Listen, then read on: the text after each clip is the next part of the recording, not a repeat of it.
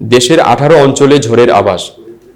আবহাওয়াবিদ মোহাম্মদ শাহিনুল ইসলাম জানিয়েছেন, রাজশাহী, পাবনা, বগুড়া, টাঙ্গাইল, ময়মনসিংহ, ঢাকা, ফরিদপুর, মাদারীপুর, যশোর, কুষ্টিয়া, খুলনা, বরিশাল, পটুয়াখালী, নোয়াখালী, কুমিল্লা, চট্টগ্রাম, কক্সবাজার এবং সিলেট অঞ্চলের উপর দিয়ে দক্ষিণ পূর্ব দিক থেকে ঘন্টায় 45 থেকে 60 কিলোমিটার বেগে দমকা অথবা ঝোড়ো হাওয়া সহ অস্থায়ীভাবে বৃষ্টি অথবা বজ্রবৃষ্টি সহ হতে পারে।